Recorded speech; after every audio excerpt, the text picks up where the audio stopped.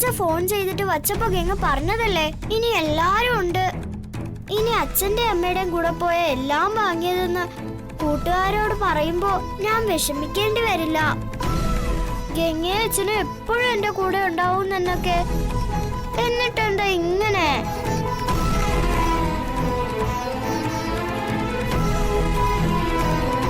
വാ ഗംഗേ, നമുക്ക് പോവാം. എനിക്ക് വരാൻ പറ്റാത്തോണ്ടല്ലേ മാളു.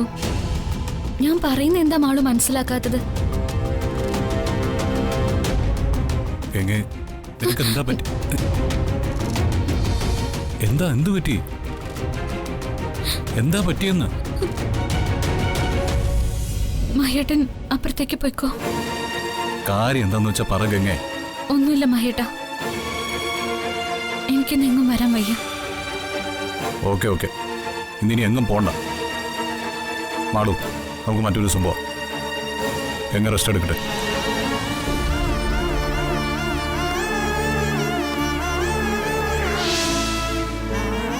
ഞാൻ ഒത്തിരി ആഗ്രഹിച്ചതായിരുന്നു നമ്മൾ 3 പേരും ഒന്നിച്ച് എവിടെയെങ്കിലും പോകുന്നത്. എനിക്ക് ഒത്തിരി ഇഷ്ടമായിരുന്നു.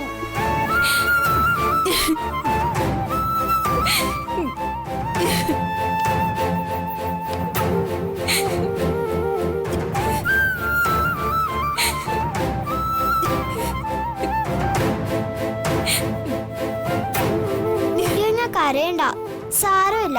ഗംഗയ്ക്ക് വയ്യാത്തോണ്ടല്ലേ.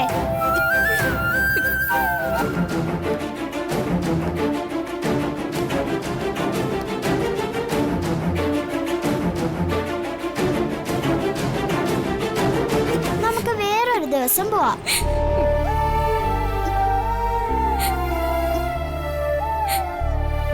സോറി മാളു, എന്നോട് ദേഷ്യമൊന്നും തോന്നല്ലേ. എനിക്ക് വരാൻ പറ്റാത്തോണ്ട. സാരമില്ല ഗംഗേ.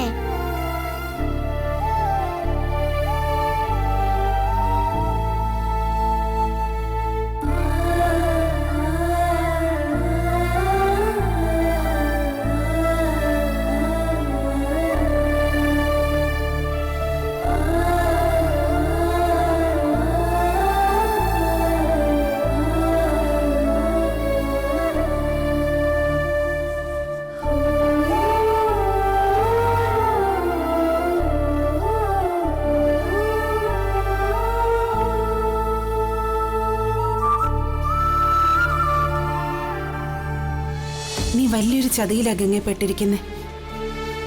ഇതിൽ നിന്നും നീ പുറത്തു കടന്നില്ലെങ്കിൽ നിന്റെയും എന്റെ മോളുടെയും മഹേട്ടന്റെയും ജീവിതം വലിയ പ്രശ്നത്തിലാവും. ഗംഗയ്ക്ക് എന്താ പറ്റിയെന്ന് മനസ്സിലാവുന്നില്ലല്ലോ. എന്നോട് ഇനി അവൾക്ക് ദേഷ്യമാണോ അതോ മറ്റെന്തെങ്കിലും പ്രശ്നമുണ്ടോ?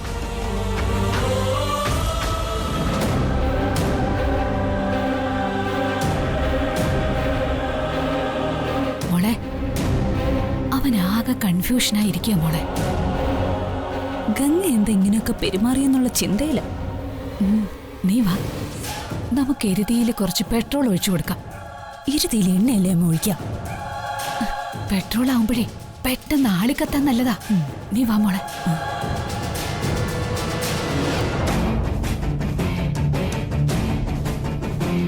മഹി, എന്താ ഇവിടെ ഇരിക്കുന്നേ? മാളൂനെയും ഗംഗയും കൂട്ടി പുറത്തു പോകാനല്ലേ നേരത്തെ ഓഫീസിൽ നിന്ന് വന്നത് തന്നെ. എന്നിട്ടെന്താ പോകുന്നില്ലേ? ഗംഗയ്ക്ക് നല്ല സുഖമില്ല, അതുകൊണ്ട് അവള് വരുന്നില്ല. തൽക്കാലം പോക്ക് ക്യാൻസൽ ചെയ്തു. അതൊക്കെ മഹേട്ടൻ നുണ പറയുന്നതെന്ന് ഞങ്ങൾക്ക് അറിയാം. കുറച്ചു മുമ്പ് ഗംഗ മഹേട്ടനോട് റൂമിൽ നിന്ന് ഇറങ്ങിപ്പോവാൻ പറഞ്ഞിട്ടല്ലേ ഇപ്പൊ ഇവിടെ ഒന്ന് വിഷമിച്ചിരിക്കുന്നത്. ഓഹോ, അപ്പൊ നിങ്ങൾ റൂമിന്റെ അടുത്ത് വന്ന് ഒളിഞ്ഞു നിൽക്കായിരുന്നോ?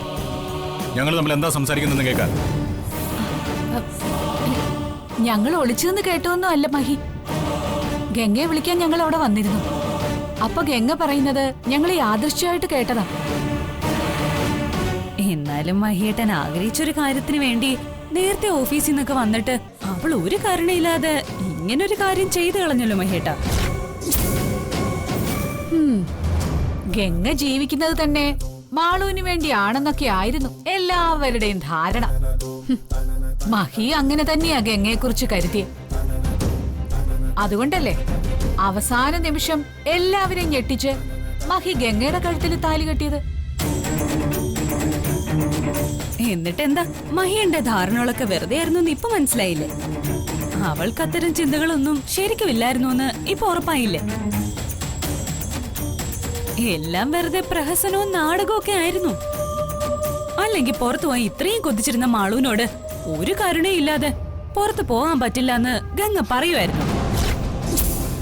അതെ, യാതൊരു മനസാക്ഷിയില്ലാത്ത പറച്ചിലായിപ്പോയി. അതെങ്ങനെ ഗംഗ പറയാതിരിക്കും? അവളുടെ മനസ്സിലെ ഭർത്താവിന്റെ സ്ഥാനത്ത് മഹിയേട്ടനില്ലല്ലോ. അവൾ ആഗ്രഹിച്ചിരുന്നതും സ്വപ്നം കണ്ടതും നകുലൊത്തുള്ളൊരു ജീവിതമല്ലേ? അയാളുടെ കൂടെ നാട് ചുറ്റി നടക്കാന്ന് കരുതിയിരുന്ന ഗംഗയുടെ ജീവിതത്തിലേക്കല്ലേ മഹിയേട്ടൻ ഇടിച്ചു കയറി ചെന്ന് താലി കിട്ടിയത്? അവൾക്കത് സഹിക്കാൻ പറ്റുമോ? അത്ര പെട്ടെന്ന് അവൾക്ക് നകുലിനെ മറക്കാൻ പറ്റുമോ? നിങ്ങൾക്ക് എന്താ പ്രശ്നം? ആവശ്യമില്ലാത്ത കാര്യങ്ങൾ ഇവിടെ സംസാരിക്കരുത്. നകുലിന്റെ പേര് ഇനി ഈ വീട്ടിൽ ആരും സംസാരിച്ചു പോകരുത്. അവൻ ആരാണ് എന്താണെന്നൊക്കെ എനിക്ക് നന്നായിട്ട് അറിയാം. അതറിയാവുന്നതുകൊണ്ട് തന്നെയാ ഞാൻ ഗംഗയുടെ കഴുത്തിൽ താലി കിട്ടിയത്. പിന്നെ ഗംഗയെക്കുറിച്ചും എന്നെക്കുറിച്ചും ഓർത്ത് മറ്റാർക്കും ഒരു ടെൻഷന്റെയും സങ്കടത്തിന്റെ ആവശ്യമില്ല. ഞങ്ങളുടെ ജീവിതം എങ്ങനെയാ മുന്നോട്ട് കൊണ്ടുപോകണ്ടെന്ന് ഞങ്ങൾക്ക് നന്നായിട്ട് അറിയാം.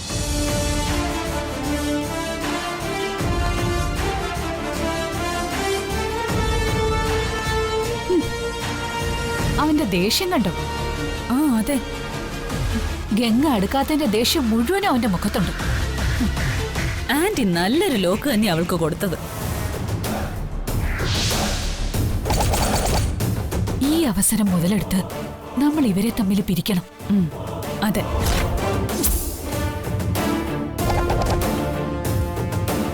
ആ ഗംഗയെ ഈ വീട്ടിൽ നിന്ന് ഓടിക്കണം. അതിനുള്ള കാര്യങ്ങള് ഉടനെ ചെയ്യണം.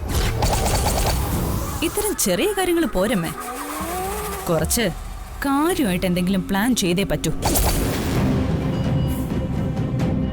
നമ്മൾ പ്ലാൻ ചെയ്യും, ആ ഗൗരി അത് പൊളിക്കും. അങ്ങനെ പ്ലാൻ ചെയ്തിട്ട് വല്ല കാര്യമുണ്ടോ മോളെ? ഇല്ലമ്മേ, അമ്മയ്ക്ക് ഞാൻ പറഞ്ഞത് മനസ്സിലായില്ലേ? നമ്മൾ സാധാരണ പണികൾ പ്ലാൻ ചെയ്യുന്നതുകൊണ്ടാ ഗൗരിക്ക് അതെല്ലാം പൊളിക്കാൻ പറ്റുന്നേ. അല്ലാത്ത പണികൾ നമ്മൾ പ്ലാൻ ചെയ്യണം, നല്ലോണം ചിന്തിക്കണം. ഗൗരിക്ക് പൊളിക്കാൻ പറ്റാത്ത പണികള് നമ്മൾ കണ്ടെത്തണം. കിട്ടും, അതുറപ്പാ. അതോടെ ഗംഗയുടെ പണിയും തീരും. നീയൊക്കെ എന്ത് ചെയ്യാൻ ശ്രമിച്ചാലും ഞാനിത് തടയും ശ്രേയേ.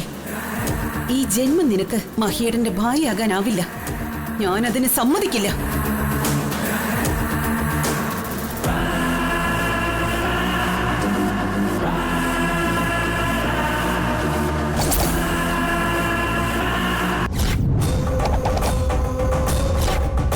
ആര് വിചാരിച്ചാലും അവരെ തമ്മിൽ ഒന്നിപ്പിക്കാൻ ഞാൻ സമ്മതിക്കില്ല.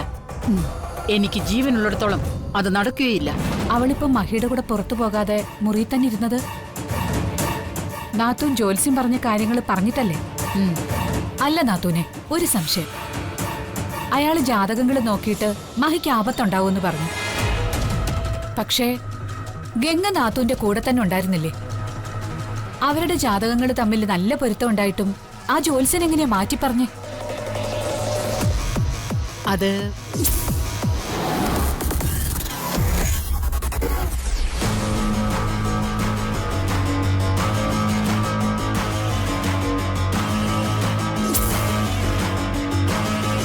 മൂന്ന് മാസത്തേക്ക് നിങ്ങൾ ഭാര്യാഭർത്താക്കന്മാരായി ജീവിക്കാനേ പാടില്ല. ഓ, ഒരൊറ്റ നോട്ടം കൊണ്ട് അയാൾ ആ ജാതകപൊരുത്തം തിരുത്തി പറയണമെങ്കിൽ നാത്തൂന്റെ ഒരു പവർ, അത് സമ്മതിച്ചേ പറ്റൂ.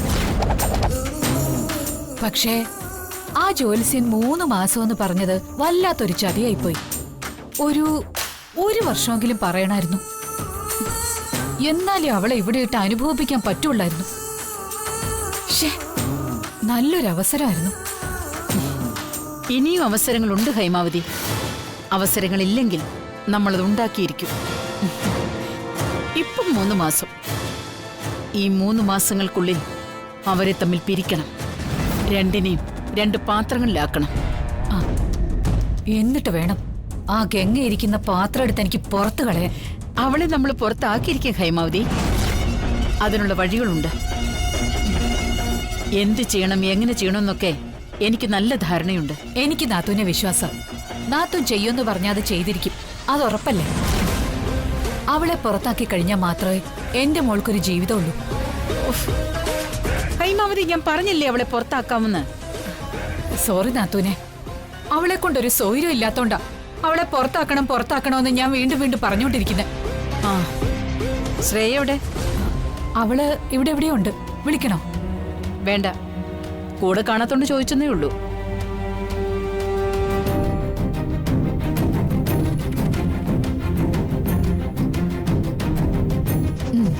എന്തായാലും അവളിന്ന് പുറത്തു പോവില്ല. നാത്തൂന്റെ പണിയേറ്റ്.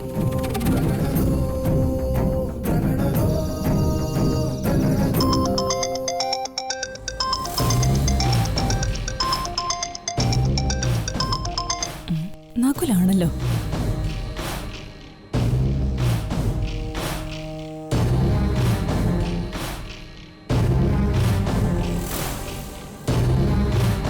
ഹലോ ശ്രേയ, നീ എനിക്കൊരു സഹായം ചെയ്തേ പറ്റൂ. എന്ത് സഹായം? ഗംഗ അവർക്ക് കൊണ്ടുപോയി കൊടുത്തേ പറ്റൂ.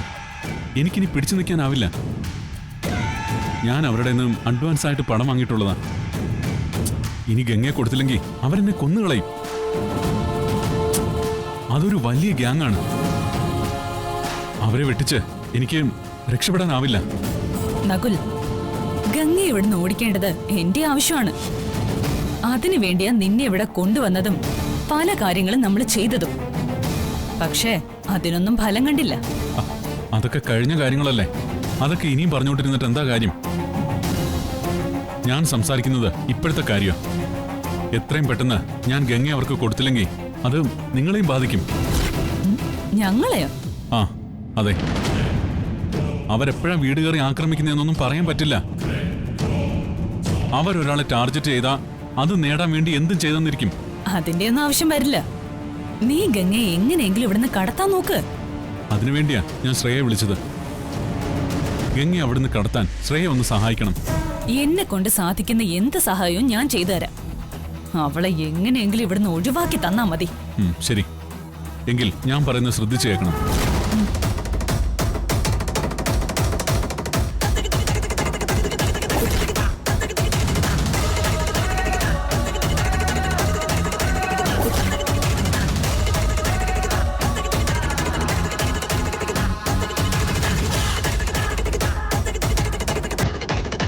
ശരി, അപ്പോൾ എല്ലാം പറഞ്ഞതുപോലെ. ഓക്കെ. ഓക്കെ.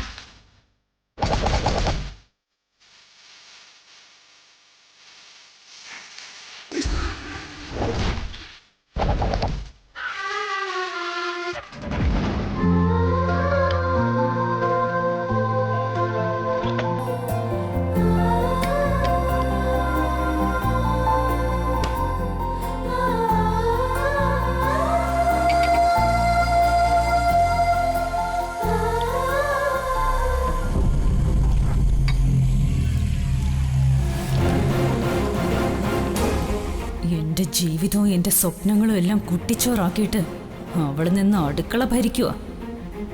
ഇന്നത്തോടെ എല്ലാം ഞാൻ തീർത്ത് തരാടി.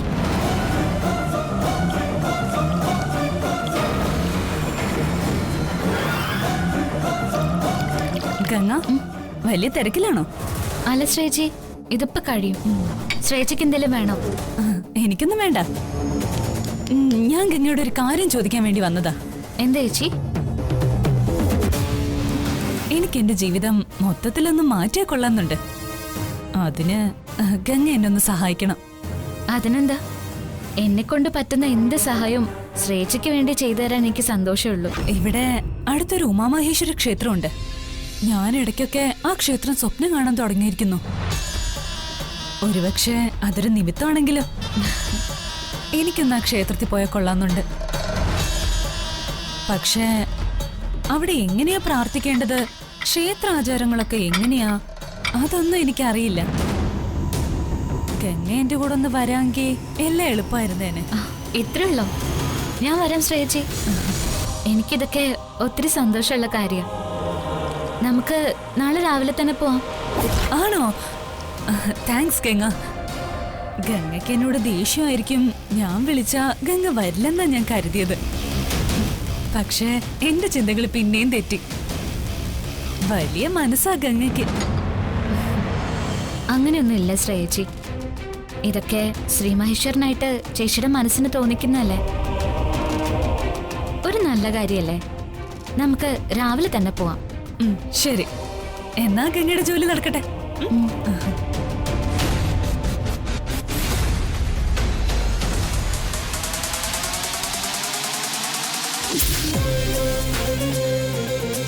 നീ തീർന്നടി. നാളത്തോടെ നിന്റെ മുഖത്തെ ഈ പുഞ്ചിരി മായും. പിന്നെ ഒരിക്കലും ചിരിക്കില്ല നീ, സന്തോഷിക്കില്ല നീ. എന്റെ ജീവിതം തകർത്ത് നിന്നെ ഇഞ്ചിഞ്ചായി പിച്ച് ചീന്തി ഇല്ലാതാക്കാതെ എനിക്ക് സമാധാനം കിട്ടില്ല. ഇന്ന് ഈ വീട്ടിലെ നിന്റെ അവസാന രാത്രിയാ. അത് നീ പാത്രം കഴുകി തീർക്ക്.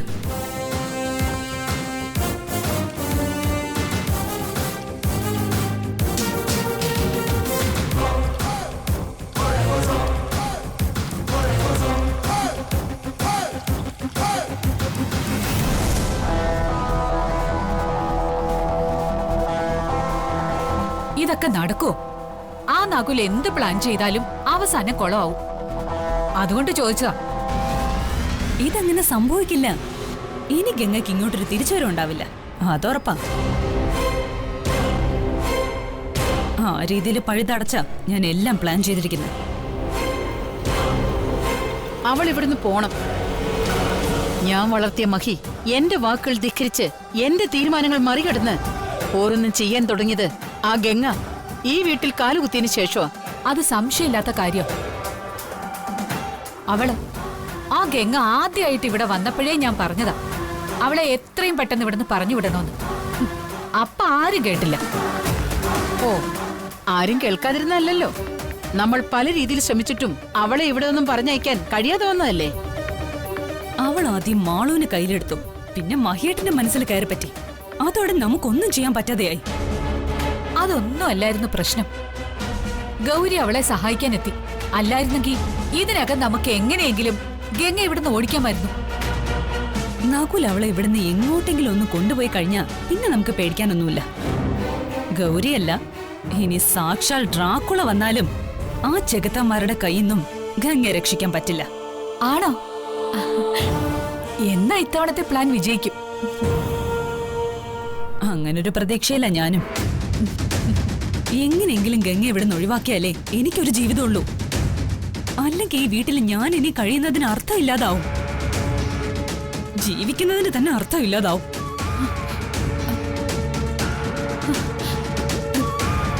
മോളെ, അങ്ങനെയൊന്നും പറയല്ലേ നീ. നമ്മൾ അവളെ ഇവിടെ ഓടിക്കും. ഗംഗ ഇനി ഈ വീട്ടിലുണ്ടാവില്ല. മഹിയുടെ ഭാര്യയാകേണ്ടവള് നീയാ. അതിനപ്പുറം ഒന്നും ഇനി നിന്റെ മനസ്സിൽ വേണ്ട. അതെ, ഇതോടെ ഗംഗയുടെ ശല്യം തീരുമല്ലോ. തീരണോ ആന്റി? അതിനാ ഞാൻ ഇത്രയൊക്കെ റിസ്ക് എടുക്കുന്നേ. ഞാൻ ഇത്രയും നാള് കാത്തിരുന്ന ജീവിതം അതെനിക്ക് കിട്ടിയേ പറ്റൂ. 2 പ്രാവശ്യമോ അതെന്റെ കൺമുന്നിൽ നിന്ന് നഷ്ടപ്പെട്ടു പോയത്. ഇനി അതിനു വേണ്ടി കാത്തിരിക്കുന്നത് മണ്ടത്തരവാ. ഞാൻ തന്നെ അത് നേടിയെടുത്തേ പറ്റൂ. അതിനു വേണ്ടി ഞാൻ എന്തും ചെയ്യും. എന്തും.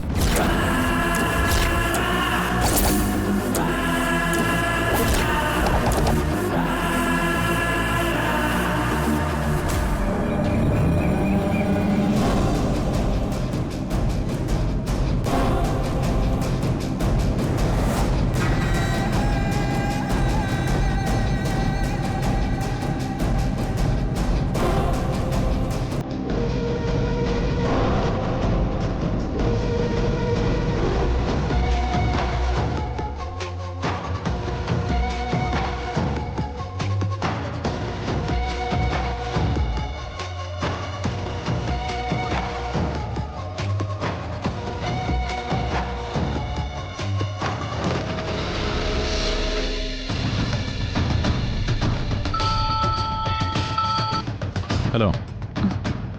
ഞങ്ങൾ ഉടനെ ഇവിടുന്ന് ഇറങ്ങും. ഗംഗ ഒരു യെല്ലോ സാരി ഉടുത്തിരിക്കുന്നത്. ഓക്കെ, എല്ലാം സെറ്റാണ്. എവിടെ വെച്ച് പൊക്കാനാ പ്ലാൻ? അമ്പലത്തിൽ നിന്ന് തന്നെ പൊക്കാം. അതാവുമ്പോ ആ ഗൗരിയുടെ ആത്മാവിന്റെ ശല്യം ഉണ്ടാവില്ലല്ലോ. അത് നല്ലതാ. ഓക്കെ, അപ്പൊ അങ്ങനെ തന്നെ നടക്കട്ടെ. ഓക്കെ, ഞാൻ അമ്പലത്തിലെത്തിയിട്ട് മെസ്സേജ് അയക്കാം. ശരി. ഓക്കെ.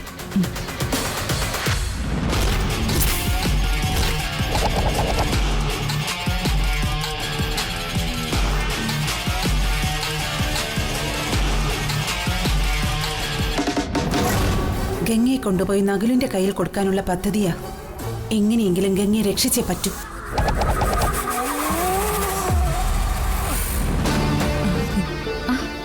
ശ്രേയച്ചി റെഡിയായോ? ഞാനിപ്പോഴേ റെഡിയാ. എന്നാ നമുക്ക് ഇറങ്ങാം. ഇറങ്ങാം.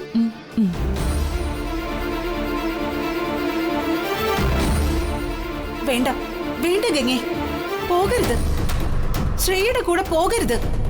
അവള് നിന്നെ ചതിക്കാനെ കൂട്ടിക്കൊണ്ടു പോകുന്നത്.